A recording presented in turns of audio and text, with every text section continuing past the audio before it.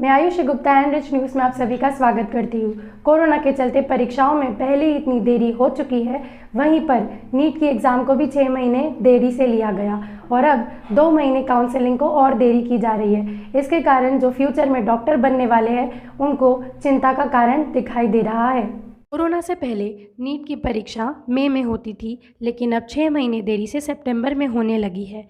पहले परीक्षा देरी से हुई, फिर परिणाम निकलने के बाद काउंसलिंग देरी से हो रही है। पहले रिजल्ट के कुछ दिनों बाद ही काउंसलिंग चालू कर देते थे और अब 2 महीने बाद चालू हुई है। इसके पीछे कई वजह हो सकती है, लेकिन इसकी कीमत कुछ मासूम बच्चों को चुकानी पड़ रही है। उन्हें अपना 1 साल अपने घर पे बैठ के बिताना पड़ा। ना पता चल पाया कॉलेज और ना ही वह कुछ सीख पाए। इसके पीछे कई कारण हो सकते हैं। लोगों के मुताबिक हमें पता चला है ये इसके 2 बड़े कारण हैं। पहला कोरोना और दूसरा भारत के प्रधानमंत्री श्री नरेंद्र मोदी जी ने जुलाई में नीट पीजी परीक्षा में बैठने वाले ओबीसी स्टूडेंट्स के लिए 27% और ईडब्ल्यूएस के स्टूडेंट्स के लिए 10% आरक्षण का बढ़ाने का ऐलान किया था, जिसके कारण कई दिनों तक सुप्रीम कोर्ट में यह केस चलता रहा। ऐसे में एनरिच न्यूज़ की तरफ से हमने कुछ स्टूडेंट्स और उनके पेरेंट्स से जाकर बात की। नमस्कार, मैं आयुषी गुप्ता। आज हम आए हैं एनरिच न्यूज़ से नीट पीजी और यूजी की काउंसलिंग में जो देरी हुई है उससे एक छात्र के जीवन में क्या असर पड़ा है ये जानने। नमस्कार, आपका नाम? अर्पित गुप्ता। आप कौन से ईयर में हैं? मैं फाइनल ईयर एमबीबीएस का स्टूडेंट हूँ जीएमसी नागपुर में। तो आपको क्या परेशानी हुई इस 4 महीने की देरी से और कोविड के कारण 6 महीने एग्ज़ाम देरी से होने में, आप कुछ बता सकते हैं? देखिए, सबसे पहले तो ऐसा हुआ कि एग्ज़ाम्स ही लगभग 6 महीने लेट हुई। अब उसमें कोविड की भी गलती थी और गवर्नमेंट की भी थोड़ी बहुत गलती थी। तो एग्ज़ाम 6 महीने लेट हुई, उसके बाद रिजल्ट तो जल्दी से ले आना चाहिए था। तो उन लोगों ने मोस्टली प्रशासनिक गलती के कारण उन लोगों ने लगभग 4 महीने लेट रिजल्ट लेकर आए। तो ऐसे 6 महीने और 4 महीने की देरी में 10 महीने निकल गए। तो जो लोग नीट पीजी दिए इस साल, उन लोगों का 1 साल ऑलमोस्ट वेस्ट हो गया।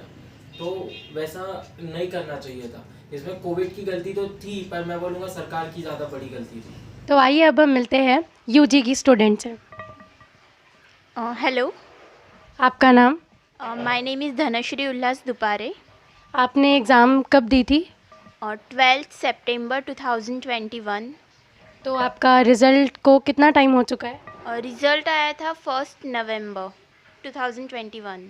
पर अभी तक काउंसलिंग नहीं हुई, तो उससे आपका क्या नुकसान हो रहा है? काउंसलिंग में देखिए कैसे होता है, हर साल से आज तक जितना भी मतलब सालों से नीट होते आ रहा है। पहले पीएमटी हुआ करता था, बाद में फिर नीट हो रहा है। और मेरा ये टोटली मानना है कि नीट को ये नहीं करनी चाहिए। नीट एक एजेंसी है जो ये एग्ज़ाम्स कंडक्ट करती है, और जो कि बहुत ही बेकार तरीके से, क्योंकि पेपर लीक का भी बहुत आ रहा है ये 2 सालों में। आप देख सकते हैं, जब पीएमटी हुआ करता था तब उतना नहीं आता था, लेकिन आजकल हर चीज़ में पेपर लीक, जैसे जेई में हुआ था उसमें भी बहुत पेपर लीक हो रहा था। तो नीट में तो इस साल हद से ज़्यादा, मतलब आपने न्यूज़ वगैरह सुने होंगे, बहुत ज़्यादा पेपर लीक है। उससे हमारा बहुत लॉस होता है। हम इतना दिन रात भर पढ़ाई करते हैं, डार्क सर्कल्स आ जाते हैं हमको पढ़ पढ़ के, लेकिन फिर भी। और इसके पीछे मैं गवर्नमेंट को दोषी मानती हूँ। एक तो गवर्नमेंट ने ये नीट को हटा देना चाहिए, उसकी जगह कोई और एजेंसी को लाना चाहिए जो एग्ज़ाम्स अच्छे से कंडक्ट कर सके। और रिज़ल्ट आया था 1 नवंबर को, जैसा कि आपने पूछा। और काउंसलिंग में ये पहला साल है जो इतना ज़्यादा लेट हो रहा है। मतलब हर साल कैसे होता है, अगर रिज़ल्ट आने के ठीक 1 हफ्ते बाद हो जाता है काउंसलिंग स्टार्ट, लेकिन इस साल तो भी अभी जस्ट 1 फरवरी से काउंसलिंग स्टार्ट हुई है। तो आप सोच सकते हैं, रिज़ल्ट आया था 1 नवंबर को और काउंसलिंग स्टार्ट हुई 1 फरवरी को। तो हमारा बहुत ज़्यादा लॉस हो रहा है। हर साल न्यू सेशन, मतलब कॉलेज का एमबीबीएस के लिए दिसंबर से स्टार्ट हो जाता है, लेकिन इस साल तो अभी दिसंबर भी चला गया और अब तक काउंसलिंग भी स्टार्ट नहीं हुई है। तो आप सोच सकते हैं हमारा कितना बड़ा लॉस है। पहले इंडिया में इतने डॉक्टर्स की इतनी ज़्यादा कमी है, कोरोना आ रहा है, ऊपर से इतने वायरसेस, अभी ओमिक्रॉन है, इसके चलते एक तो बहुत ही ज़्यादा प्रॉब्लम हो रही है हमको। आगे फिर और पता नहीं और कितना लेट करेंगे ये लोग। तो मेरे ख्याल से तो मुझे ऐसा लग रहा है कि कॉलेज आई थिंक अप्रैल से स्टार्ट होगी। तो आइए अब हम मिलते हैं नीट यूजी के पेरेंट्स से। हेलो, अंकल, आपका नाम? अविनाश सहारे। अंकल, ये आपका बेटा है? जी हाँ। तो ये अभी कौन सी क्लास में है? ये अभी 12वीं की एग्ज़ाम दिया और उसमें नीट की एग्ज़ाम भी दिया है अभी उसने। और नीट के एग्ज़ाम में वैसे रिज़ल्ट लग गया पर अभी काउंसलिंग नहीं हुआ है। तो अंकल, काउंसलिंग नहीं होने के कारण आपके बच्चे को और आपको क्या नुकसान हो रहा है? नुकसान तो बहुत हो गया क्योंकि अभी काउंसलिंग भी नहीं हो गया। अभी यानी एक साल ऐसे ही बढ़ते जा रहा है। यानी मेरे बच्चे का 1 साल कम हो गया स्टडी में 1 साल कम हो गया तो समझ जाओ कि 1 साल में 2 साल का उसका नुकसान हो गया। सीधा नुकसान तो उसका भी हो गया, हमारा भी पैसे पानी का ज़्यादा नुकसान हो गया है।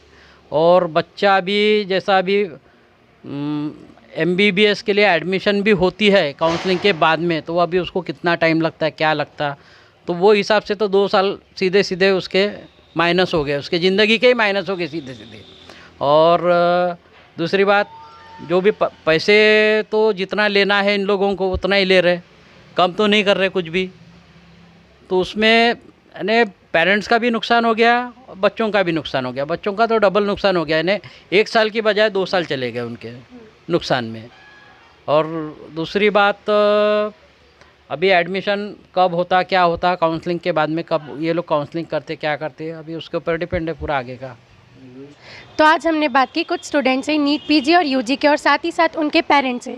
नीट की एग्ज़ाम पहले ही लेट हुई, उसके बाद में उसकी रिज़ल्ट लेट आया और अब उसकी काउंसलिंग भी लेट हुई।